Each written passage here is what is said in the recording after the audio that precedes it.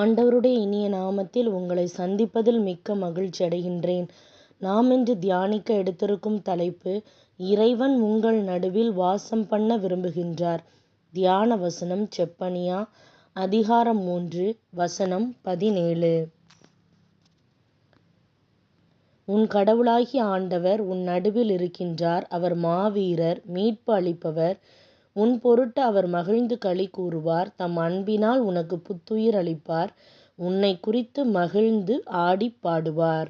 இந்த வசனத்தின் மூலமாக கடவுள் நமக்கு உணர்த்துவதை சிந்திப்போமா? கிறிஸ்துவுக்குள் பிரியமானவர்களே, ஆண்டவரும் மீட்பருமான இயேசு கிறிஸ்துவின் நாமத்தில் உங்களை வாழ்த்துகின்றேன். இன்றைக்கு உன் கடவுளாகிய ஆண்டவர் உன் நடுவில் இருக்கின்றார். அவர் வல்லமையுள்ளவர். அவர் மீட்பார். அவர் உன் பேரில் சந்தோஷமாய் மகிழ்ந்து தம்முடைய அன்பின் நிமித்தம் அமர்ந்திருப்பார். அவர் உன் பேரில் கெம்பீரமாய் களி கூறுவார் என்ற வசனத்தை தியானிப்போம். இந்த வசனம் கூறுகின்றபடி உங்களோடு வாசம் பண்ணவும், உங்கள் இல்லத்தில் தங்கியிருந்து உங்கள் வாழ்வில் பெரிய காரியங்களை செய்யவும் இறைவன் விரும்புகின்றார். உங்கள் வாழ்க்கையை குறித்து என்ன? நீங்கள் ஆண்டவரை நேசிக்கின்றீர்களா? அவரை தேட வேண்டிய விதத்தில் நீங்கள் அவரை தேடுகின்றீர்களா? கடவுளை தங்களுக்கு தெய்வமாக கொண்ட ஜாதியும் அவர் தமக்கு சுதந்திரமாக தெரிந்து கொண்ட மக்களும் பாக்கியம் உள்ளது என்று சங்கீதத்தில் வாசிக்கின்றோம். பிரியமானவர்களே, உங்கள் இறைவன் அன்பாகவே இருக்கின்றார். அவர் வல்லவர் என்று விவிலியம் கூறுகின்றது. அப்படி அன்பும் வல்லமையும் கொண்ட உங்களுக்குள்ளும் உங்களோடும் வாசம் பண்ண விரும்புவதாக கூறுகின்றார். உங்கள் வாழ்வில் அவருக்கு இடம் இருக்கின்றதா? என்னை விசாரிக்க யாருமே இல்லை என்று கூறி மனமடிந்து விட்டீர்களா? எனக்கு இது இல்லை, அது இல்லை என்று குறை சொல்லிக் கொண்டே இருக்கின்றீர்களா?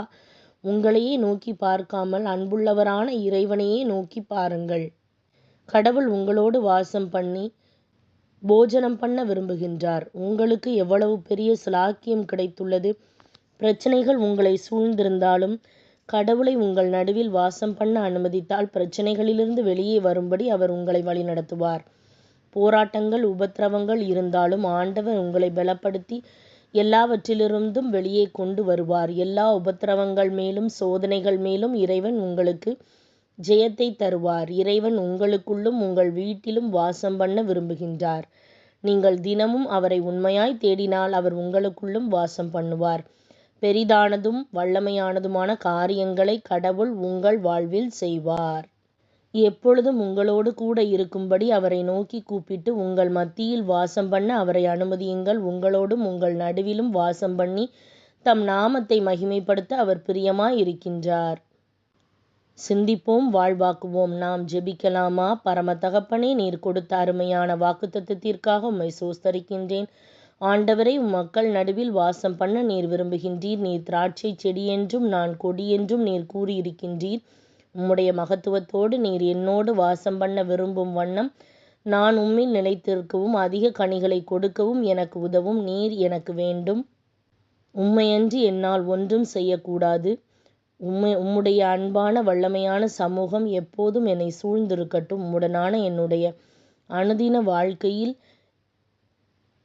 இயற்கைக்கு அப்பாற்பட்ட அனுபவங்களை நான் பெற்றுக்கொள்ள எனக்கு உதவும். இயேசுவின் நாமத்தில் ஜெபிக்கின்றேன் நல்ல பிதாவே, ஆமென். இந்த நாள் விசுவாசத்தின் நாளாய் அமைவதாக. Praise the Lord.